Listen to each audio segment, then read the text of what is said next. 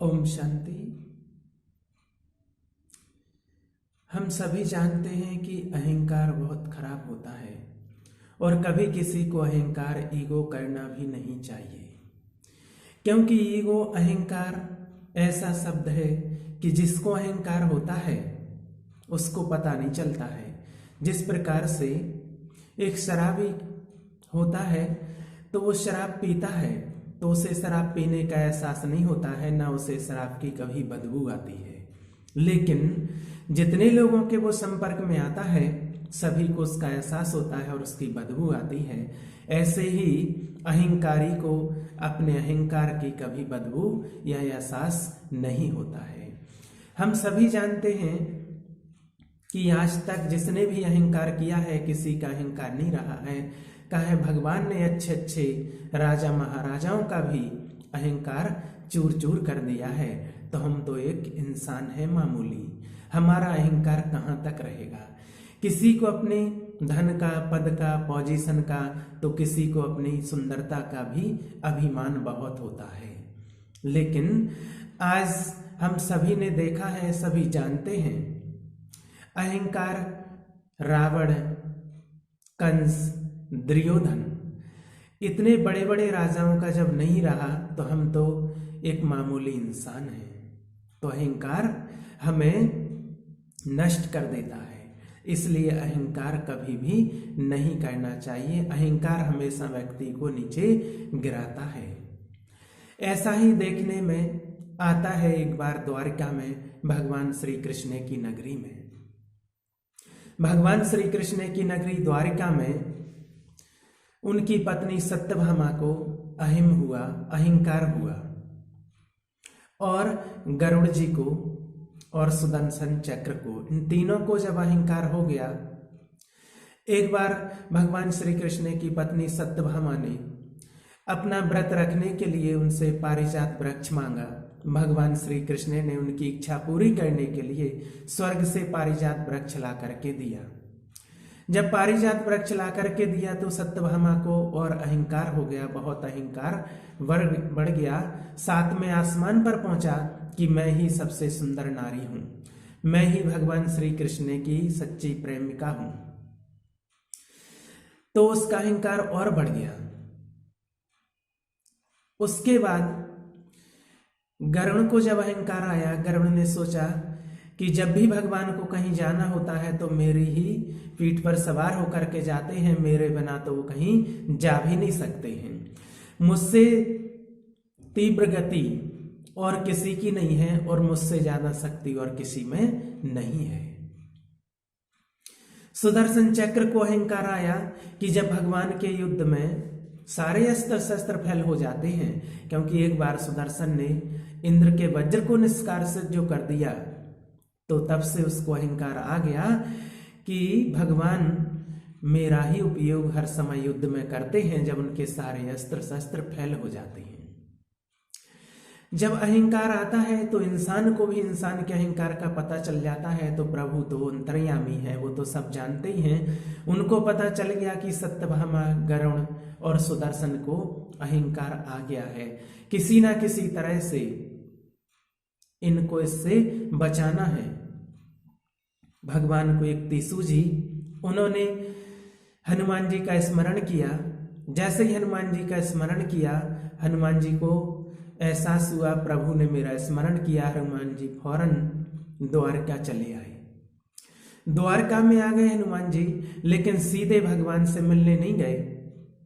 वो उनके एक सुंदर बगीचा था बाहर, उसमें चले गए। वहां पर वो बढ़िया सुंदर फल खा रहे थे, पेड़ों को उखाड़ रहे थे, तोड़ रहे थे।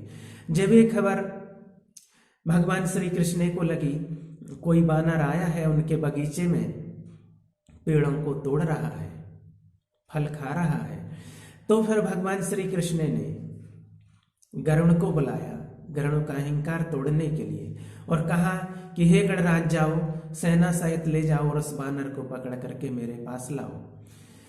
गरुड़ बोले प्रभु, एक मामूली सी वानर के लिए सेना की क्या आवश्यकता है, मैं अकेला ही जाता हूं और अभी आपके सामने उसको बंदी बना करके ले आता हूं। भगवान ने कहा ठीक है जाइए। गरुड़ जैसे ही वहां गए, गरुड़ को तो अहंकार था कि मुझसे बलशाली ताकतवर और कोई हो ही नहीं सकता है। तो हनुमान जी से बिना कुछ बोले ही अपने पंजों में उन्हें दबाने की कोशिश की। हनुमान जी ने अपनी पूंछ में गरुड़ जी को बांध दिया और पूंछ से ही दबा दिया। उनका दम घुटने लगा और बहुत जोर से हनुमान जी ने फेंका। समुद्र में जाकर के गरुड़ जी गिरे। किसी तरह से समुद्र से वापस निकल करके जैसे तैसे करके भगवान श्री कृष्ण के सामने आए। बोले, प्रभु वो कोई मामूली वानर नहीं है।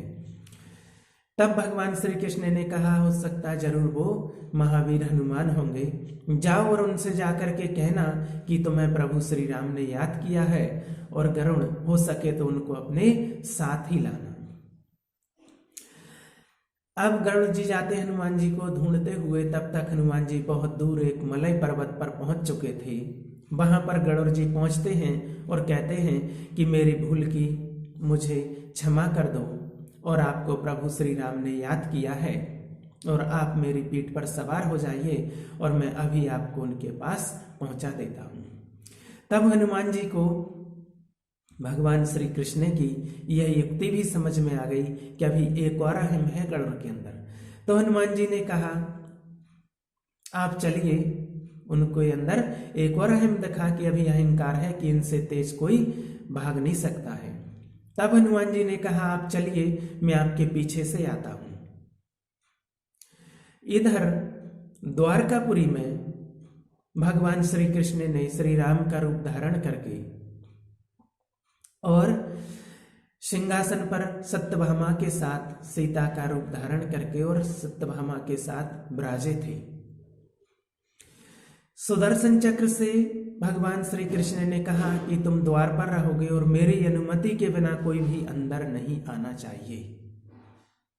सुदर्शन ने कहा, ठीक है प्रभु। इधर प्रभु विराजे हैं श्री राम के रूप में, सत्यभामा सीता जी के रूप में, और वहां से हनुमान जी भागते हुए आते हैं, द्वार पर आते हैं। तो द्वार पर जैसे ही सुदर्शन देखता है कि कोई वानर आ रहा है तो रोकता है सुदर्शन चक्र कि आप अंदर नहीं जा सकते हैं। तो हनुमान जी ने कहा, मुझे प्रभु के दर्शन करने हैं, मैं उसमें देरी नहीं कर सकता हूं। तो सुदर्शन को पकड़ करके अपने दांत में दबा करके और फौरन हनुमान जी अंदर आए। अंदर आए जब देखा कि भगवान श्री कृष्ण श्री राम के रूप में सत्यभामा सीता जी के रूप में सिंहासन पर विराजमान है, तो हनुमान जी ने कहा कि हे प्रभु, ये मैं क्या देख रहा हूं, माता कहाँ है? आपके साथ तो हमेशा माता बैठती थी और ये आपने किस दासी को अपने साथ में बिठा लिया है। ये शब्द जब सत्यभामा ने सुने तो उसका अहंकार चूर चूर हो गया। इतने में कुछ ही देर में गरुड़ भी भागते हुए थके हारे उनके पीछे से आ गए। जब हनुमान जी को प्रभु के सामने गरुड़ जी ने पाया तो उनका अहंकार चूर हो गया कि मैं इतनी तेजी से भागने वाला और ये मुझसे पहले कैसे पहुंच गए। तब प्रभु श्री कृष्ण ने पूछा हनुमान जी से कि हनुमान, तुम्हें द्वार पर किसी ने रोका नहीं? तो फिर हनुमान जी ने कहा, प्रभु रोका तो था, लेकिन मैं आपके दर्शन में कोई विलंब नहीं कर सकता था। मुझे सुदर्शन ने रोका था, इसलिए मैंने सुदर्शन को अपने दांत के तले दबा लिया और भागते हुए सीधे आपके दर्शन के लिए मैं आ गया। तो देखिए, इतने बड़े बड़ों का भी अहंकार भगवान ने कैसे युक्ति से तोड़ा है। इसलिए कहा जाता है कि अहंकार जिन जिन्होंने किया है उनका अहंकार चूर हुआ है। इसलिए याद रखिएगा, हमें मान शान पद पोजीशन धन दौलत किसी का भी अहंकार नहीं करना है। ओम शांति।